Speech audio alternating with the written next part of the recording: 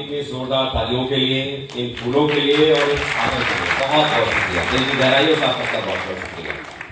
कैसे हैं आप सब? बहुत अच्छे। नीचे वाले अच्छे, ऊपर वाले नाराज हैं क्या? कैसे हैं आप लोग? बहुत अच्छे। अच्छा, ऊपर वाले का मतलब ये मत समझना भगवान जी को याद करते। ये हमारे ऊपर भी जो बैठे भगवान से कम थोड़ी ना है, क्यों? तो हाँ, आपके ऊपर भी कुछ लोग बैठे हैं। तो आज मुझे बहुत अच्छा लग रहा है आप लोगों के बीच में आकर। कितने लोग ऐसे जो मुझे पहली बार देख रहे हैं? लाइव मुझे पहली बार देख रहे हैं? मैं तो देख चुका हूँ। पहली बार ही देख रहे हैं? गजब ना।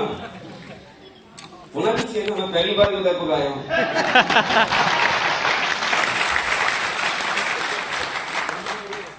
काफी सारे लोग हैं और पहली बार ही आप लोगों से मुलाकात करने का मुझे भी मौका मिला है और आप लोग भी यहाँ पर पहली बार ही मुझे भी यहाँ पर देख पा रहे हैं। हो सकता है फ्रंट में कुछ लोग हों जो जिन्होंने किसी मीटिंग में, किसी प्रोग्राम में मुझे सुना होगा, मुझे देखा होगा, और या जनरली सोशल मीडिया के थ्रू या और किसी चीज के थ्रू आप लोगों ने मुझे जाना होगा, समझा होगा। और पहली बार आज मुझे आप लोगों के बीच में आने का मौका मिला। मैं इस बात के लिए सबसे पहले वीरेंद्र सुमन जी का बहुत बहुत शुक्रिया अदा करना चाहूंगा, जिन्होंने मौका दिया इस खूबसूरत टीम से मुलाकात करने के लिए। Thank you so much Virendra ji, thank you so much. कितने लोग ऐसे हैं जो पहली बार मतलब इस तरह के इवेंट में आए, इस तरह के प्रोग्राम में पहली बार आए? कितने लोग हैं? जरा से हाथ खड़े करेंगे। पहली बार? अच्छा, कई सारे लोग हैं जो फर्स्ट टाइम शेक शॉप के प्रोग्राम में आए हैं, इस तरह के इवेंट में आए हैं। कितने लोग ऐसे हैं जिन्होंने अभी इस बिजनेस को ज्वाइन नहीं किया है, जो इस हॉल के भीतर है, ज्वाइन अभी तक जिन्होंने शेक शॉप को नहीं किया है और इस हॉल में बैठे हुए हैं? जैसे हाथ खड़े करें। 1 2 3 4 5 6 7 8 9 10 10 11 12 13 14 15 16 17। गिनती में कम, गिनती में नहीं कर पा रहा हूं। ऊपर भी कुछ लोग हैं, मतलब 30 से 40 लोग मुझे नजर आ रहे हैं जो अभी बिजनेस में नहीं है और आज हमारे बीच में, हमारे साथ में हमारे बैठे हुए हैं। हमारे मेहमान के तौर पर वो हमारे बीच में है। तो मैं सबसे पहले तो आप लोगों से गुजारिश जरूर करूंगा, हमारे मेहमान हैं, इनका जोरदार तालियों से स्वागत करें। बहुत बहुत स्वागत, बहुत बहुत स्वागत।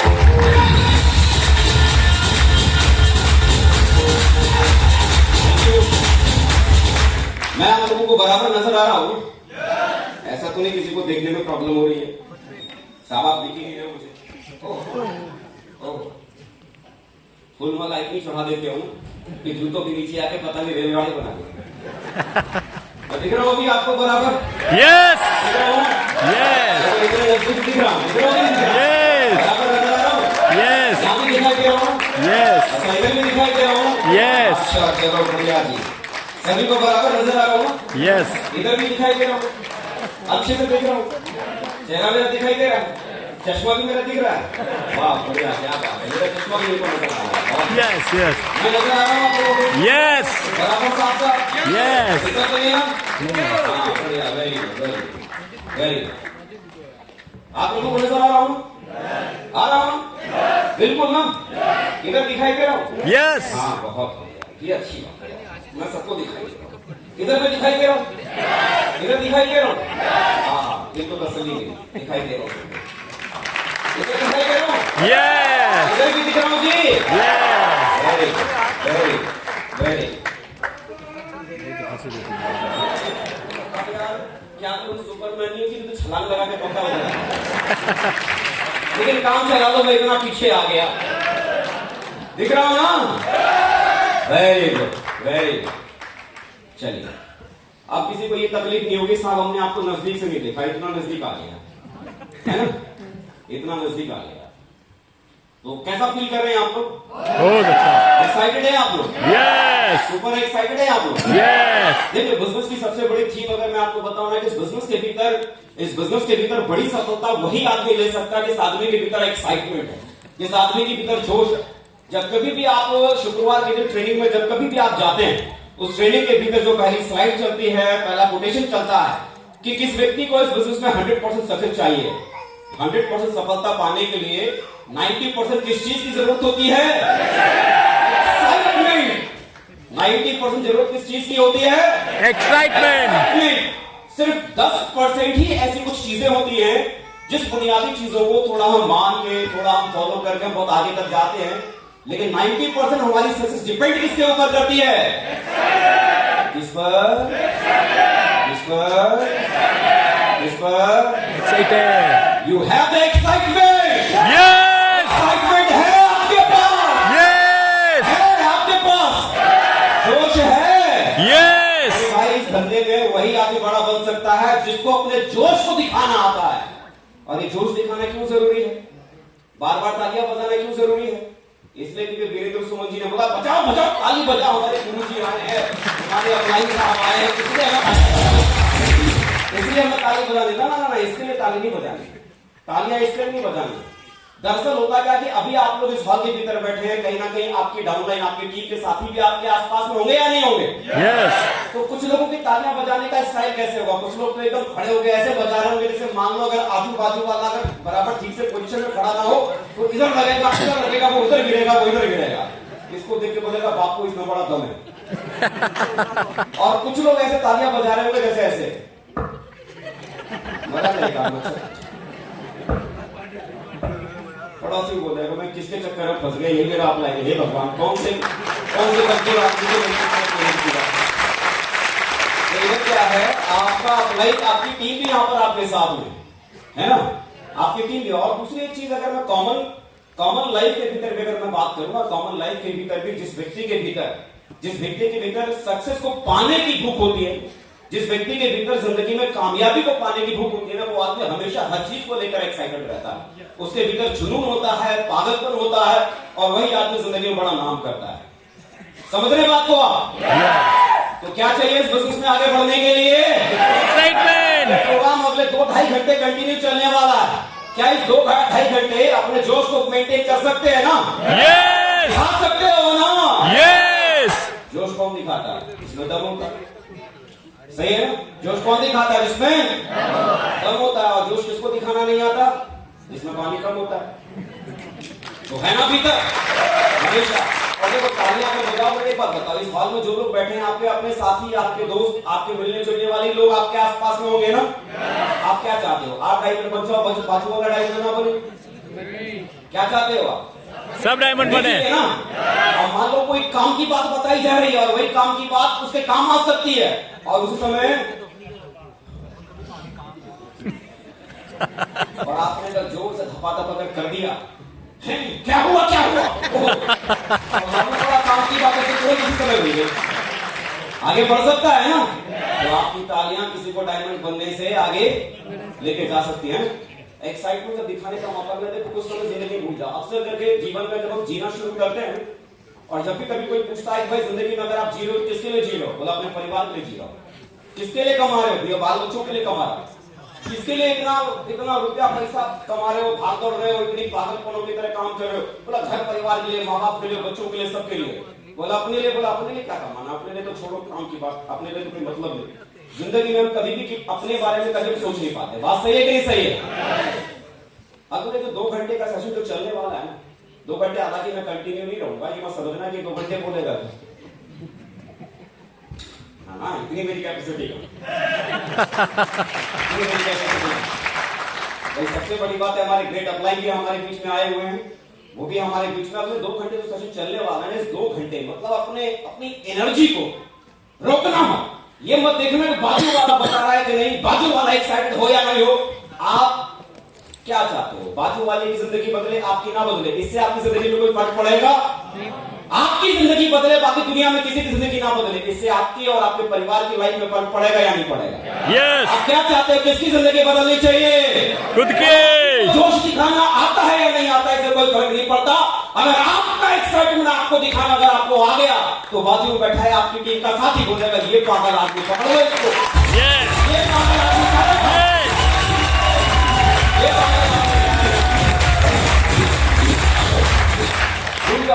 छोड़ो।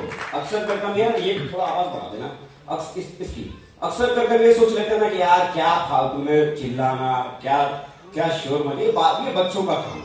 और ये देखो बच्चे ही तो खड़े हैं स्टेज के ऊपर, यहाँ पे डायलॉग बाजी खाली दिए चले जा रहे, दिए चले जा रहे, दिए चले जा रहे। मैं वही तो कहना चाहता हूँ साहब, मैं वही तो कहना चाहता हूँ। समझदार लोग सिर्फ है ना इतिहास को पढ़ते हैं, और पागल और सनकी लोग है ना इतिहास को बनाते हैं। आप डिसाइड करो क्या करना है, आप डिसाइड करो क्या करना है अपनी लाइफ में। समझदारों के लिए समझदार बनकर सिर्फ इतिहास के पन्नों को सिर्फ पढ़ना है, या पागल और संकी बनकर अपना इतिहास बनाकर दूसरों को अपने इतिहास को पढ़ने का मौका देना? क्या चाहते हो? इतिहास बनाना, चाहते हो? इतिहास बनाना। अपना सनक और अपना पागलपन जितना दिखा सकते हो ना, बाजू वाले को मत देखना। मैं जब जोर से सिटी मारूंगा तो वो क्या बोलेगा? मैं जब रोड पे मारोगे, देखो भाई बहुत जूते पड़ेंगे। इधर मैं अलाउ कर रहा हूं, सिटी मार सकते हो, इधर मैं अलाउ कर रहा हूं, लेकिन रोड पर नहीं मारना। हाँ, समझ में आ गया, सिटी बजा नहीं आती, बाहर भी बहुत मारते होंगे आप। Thank you, thank you. अभी जैसे मेरी घड़ी में इस समय बज रहा है 2:29 और इसी के आसपास में 4-5 मिनट का समय आगे पीछे आप लोगों की घड़ियों में होगा, है? मैं करीब 1 घंटा आप लोगों के साथ में रहूंगा, चलेगा ना? यस। ऐसा तो नहीं यार, ये बहुत ज्यादा हो गया, इसको जल्दी जल्दी उतारो, तो इतना इसको बर्दाश्त कौन करेगा? चलेगा ना? यस। 1 घंटा दोगे ना आप मुझे? लेकिन सेशन 1 घंटा और आगे भी है, पूरा सेशन को अटेंड करके जाना। सत्यनारायण भगवान जी की पूजा होती है आप लोगों के राजस्थान में होती है? अच्छा एक बात बताओ, सत्यनारायण भगवान की जब पूजा होती है तो प्रसाद कब मिलता है? लास्ट में। लास्ट में। तो ऐसा नहीं मेरी कहानी खत्म तो आप चलो ठीक है, पूजा पाठ हो गया, अपन चलता है ना। सत्यनारायण भगवान का जो प्रसाद मिलता है ना, वो कब मिलता है? लास्ट में। भाई हमारे गुरुदेव बैठे, प्रसाद मिलेगा लास्ट में। तो इस प्रोग्राम के लास्ट तक जो बना रहेगा ना, वो बहुत कुछ यहाँ से लेके जाने वाला है। इस प्रोग्राम के लास्ट तक अपने आप को होल्ड करके रखना, लास्ट तक इस प्रोग्राम के भीतर मेंटेन रखना, लास्ट तक अपने दिल और दिमाग को मेंटली और फिजिकली ओपन करके रखना, है ना? दिमाग का ढक्कन बंद करके मत रखना, ओपन करके रखना। चीजें बहुत कुछ मिलेगी और पॉसिबिलिटी है, बहुत कुछ आपको देने की कोशिश भी करेंगे। दोस्तों, मैं थोड़ा सा आपको अपने बारे में मैं बताऊं। मेरा नाम अजय पंडित है और बेसिकली मैं आगरा शहर का रहने वाला हूं। आगरा का नाम सुना है आप लोगों ने? ताजमहल का नाम सुना है ना? यस। हाँ, ताजमहल वाले शहर का रहने वाला हूं। जिस शहर में ताजमहल है उसी शहर में भी रहता हूं, है ना? और ये चला सकते हैं क्या? चल गए? अच्छा, वेरी गुड। वो मिल सकता है कैसे? अच्छा, मेरी फोटो भी आ गई। अच्छा, काम नहीं कर,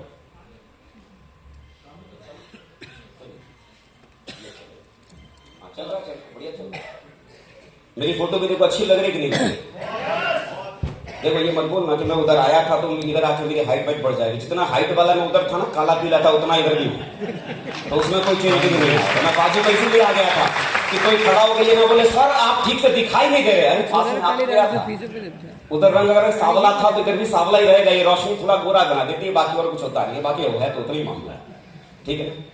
नाम मेरा दोस्तों अजय पंडित है और बेसिकली आगरा शहर का रहने वाला हूं। और ये पुरानी तस्वीर है जो अक्सर करके लोग जब जिंदगी में शुरू करते तो ऐसे ही होता है किसी के साथ में। मेरे पिताजी कोई बहुत बड़े खानदान से नहीं है, या मैं किसी बहुत बड़ी सोसाइटी को बिलोंग नहीं करता, बहुत छोटे परिवार से हूं। मेरे पिताजी से पहले मजदूरी किया करते थे, बड़े कारखानों में, ढलाई घरों में काम किया करते थे, जहां पर लोहा पिघलाकर उसके सांचे बनाए जाते थे। तो उस कारखाने में काम किया करते थे और बामुशक्कत 7,000 रुपए महीने की उनकी सैलरी हुआ करती थी, तनख्वाह हुआ करती थी उस समय।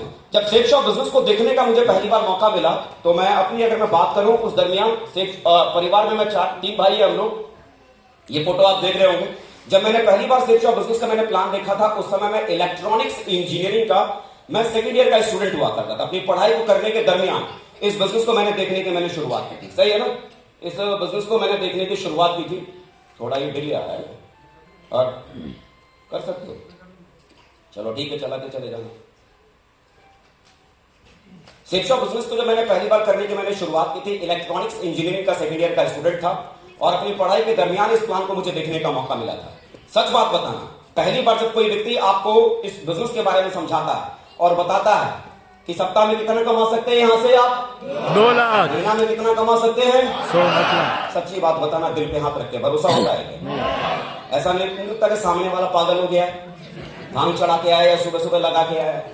लगता है कि नहीं लगता है?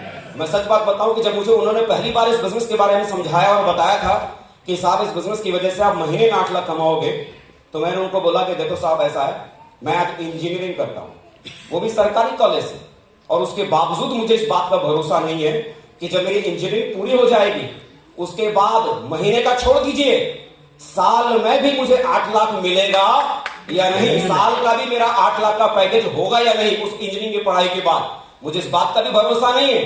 और आप यहां पर क्या बता रहे हो कि जिसके पास कोई डिग्री नहीं है, कोई डिप्लोमा नहीं है, वो भी अगर इसे करने की कोशिश करेगा तो महीने में 8 लाख कमा सकता है। क्या मजाक करते हो?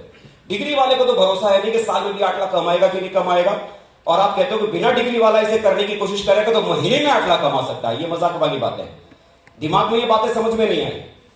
भरोसा नहीं हुआ उन सारी चीजों के ऊपर, और भरोसा होना भी बहुत मुश्किल होता है। रीजन क्या होता है कि जब ये बिजनेस हमें कोई व्यक्ति पहली बार इस बिजनेस के बारे में समझाता है और बताता है तो हम किसी बहुत बड़े परिवार से, बहुत बड़े खानदान से या बहुत बड़े फैमिली बैकग्राउंड से हम लोग नहीं आते हैं। ऐसे परिवार से हम लोग रहते हैं, एक मध्य वर्गीय परिवार हम लोगों का होता है जहां पर हम छोटी जिंदगी को जी रहे होते हैं और छोटी छोटी बातें वहां पर की जाती हैं। बड़ी बड़ी बातें वहां पर कोई करने वाला कोई होता नहीं। हर कोई व्यक्ति सिर्फ यही समझाता है हमारे माँ बाप हों, हमारे पेरेंट्स हों, हमारे गार्जियंस हों, हमारे रिश्तेदार हैं, हमारे अड़ोसी पड़ोसी, जिस समाज में हम रहते हैं, पलते हैं, बढ़ते हैं, उन लोगों के बीच में हमें कितना क्या करने की बातें हमें सिखाई जाती है, क्या बताया जाता है। बेटा देख, ठीक से अगर पढ़ेगा लिखेगा ना, अगर तेरी बैंक में अगर नौकरी लग जाएगी ना तो तेरा जीवन बन जाएगा।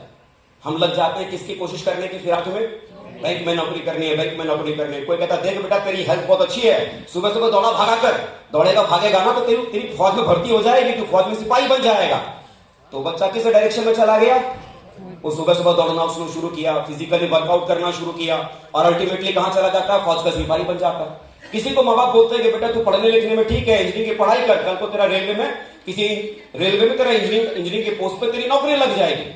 किसी ने डायरेक्शन दिया और बच्चा किस रेस में दौड़ना शुरू कर देता है? पढ़ाई करना शुरू करता है, इंजीनियरिंग की फील्ड में जाता है और अल्टीमेटली रेलवे के लिए वैकेंसीज को खोजना शुरू कर देता है, क्योंकि वही विचार, वही चीजें उसके दिमाग में डाली जाती है। हाँ या ना? बचपन से हर व्यक्ति को सिर्फ इतना समझाया जाता है कि तुझे महीने में 20,000 रुपए की तनख्वाह के लिए काम करना है, तुझे महीने में 40,000 रुपए की तनख्वाह के लिए काम करना है, तुझे महीने में 70,000 की तनख्वाह के लिए काम करना है, तुझे महीने में 80,000 की तनख्वाह के लिए काम किया करता है। और जितनी तनख्वाह के लिए काम करने के बारे में विचार हमारे दिमाग में डाले जाते हैं, वही विचार हमारे दिमाग में काम, और उतनी तनख्वाह वाले काम को हम खोजना शुरू कर देंगे। मुझे बोला है कि 40,000 वाली तनख्वाह वाली नौकरी खोजनी है, तो ऐसा कौन सा वाला काम है जिससे मैं 40,000 कमा सकता हूं? या तो नौकरी खोजते हैं, नौकरी ना मिली तो कोई हम दुकान लगा लेते हैं, मोबाइल की दुकान, कपड़े की दुकान, किराने की दुकान, इलेक्ट्रॉनिक की दुकान, कोई ना कोई हम दुकान खोल लेते हैं। 40,000 मिल जाएगा, 50,000 मिल जाएगा। तो जो विचार हमारे दिमाग में डाले जाते हैं, उस सोच और विचार की वजह से कुछ बड़ा करने के बारे में या कुछ बड़ा भी जिंदगी में हो सकता है, इस बारे में वो विचार हमारे दिमाग में जाता। जिस घर में, जिस परिवार में किसी बच्चे को किसी ने ये नहीं बोला कि बेटा कल को आप अंबानी बन सकते हो, लाखों कमा सकते हो, करोड़ों कमा सकते हो, ऐसा विचार दिमाग में डाला नहीं गया। और ऐसा विचार अगर कोई एक अनजान व्यक्ति आकर वो ये कहता है कि भाई साहब इस काम को करो, इससे करोड़ों कमाओगे, लाखों कमाओगे, भरोसा हो पाएगा क्या? नहीं, पॉसिबल नहीं। वो जो विचार हमारे दिमाग में बैठा पड़ा है ना, बचपन से लेकर जवानी तक की हमने उम्र को गुजार लिया है, शायद आज कईयों की 40-50 साल की एज हो चुकी है, वो विचार जड़ तक हमारे दिमाग में जा चुका है और हमने उतना ही कमाने के बारे में सोचा। इवन ऐसे कई सारे परिवार में लोग हैं या ऐसे कई सारे यंगस्टर्स बैठे होंगे इस हॉल के भीतर, जिन्होंने जब शेप शॉप का फॉर्म भरा होगा 19 साल की उम्र में, 20 साल की उम्र में, 25 साल की उम्र में, जब आपने पहली बार फॉर्म भरा होगा और जब अपने घर में जाके अपने पापा को आपने बोला होगा पप्पा मैं 8 लाख कमाऊंगा, उसका फॉर्म भर के आया हूं, तो पापा ने क्या बोला होगा? पीछे घूम, साला पागल हो गया है। क्या बोला? पागल हो गया है। 8 लाख का फॉर्म भर के आया हूं। पापा को अगर बोला जाता कि पापा 40,000 की नौकरी का फॉर्म भर के आया हूं, पापा क्या बोलते? शाबाश, वेल डन बेटा, मेहनत करो, तरक्की करो, पढ़ाई करो।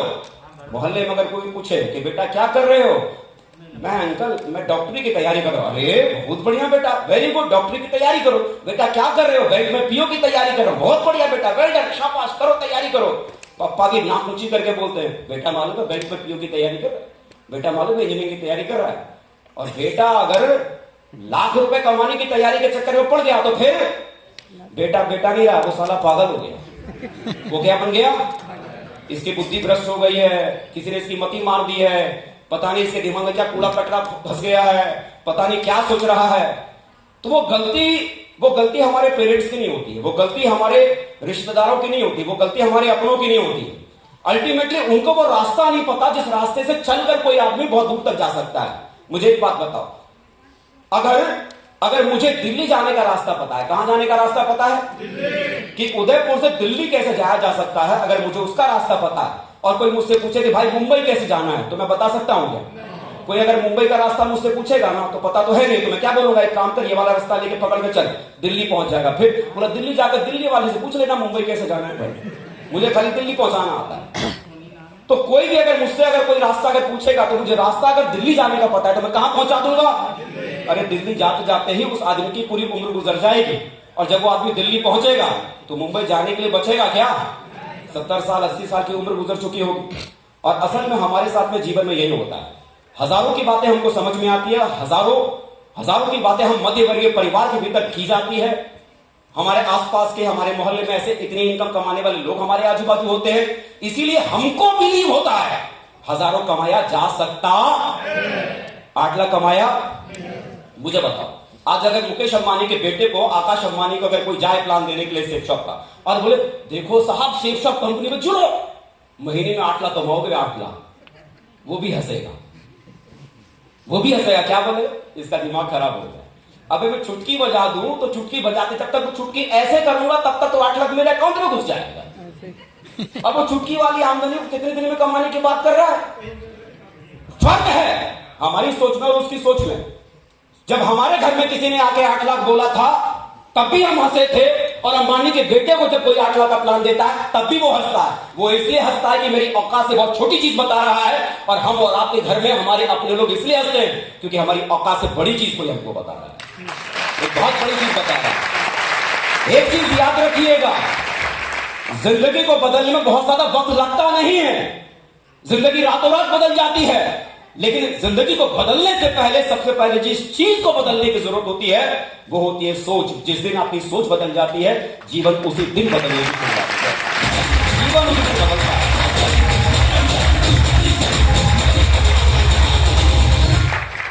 और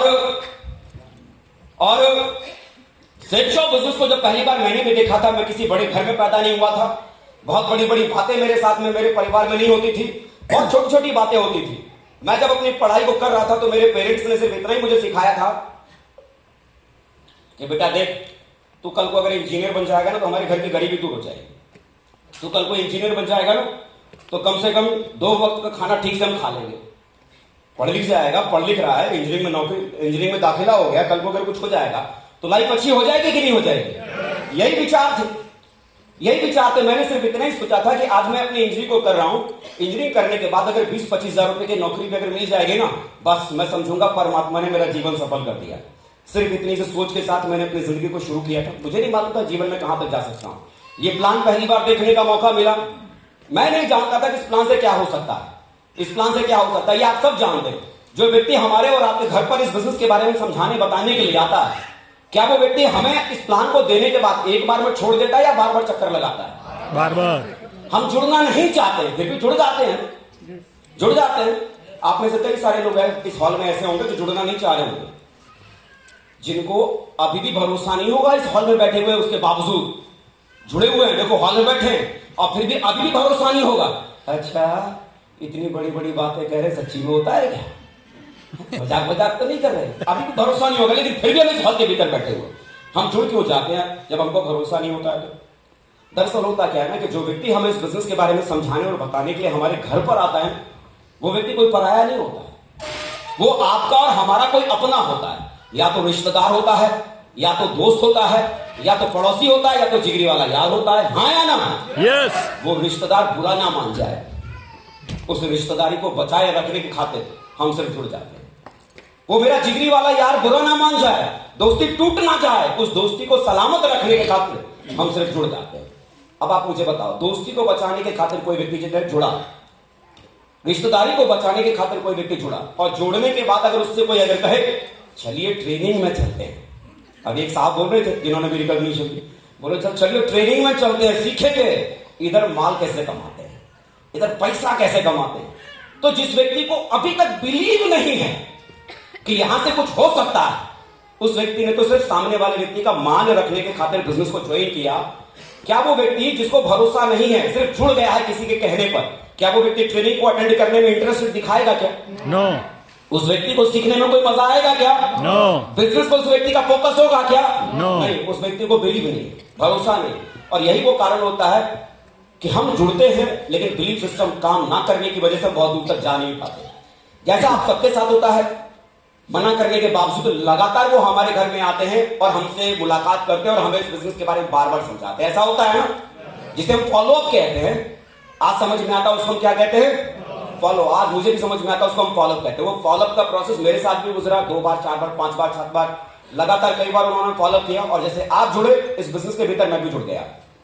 जुड़ने के बाद मुझे लग रहा था कि बिजनेस तो चलो ठीक है, करने का कोई इंटरेस्ट था नहीं, लेकिन बराबर वो मुझे इस बिजनेस के बारे में बताते थे, समझाते थे।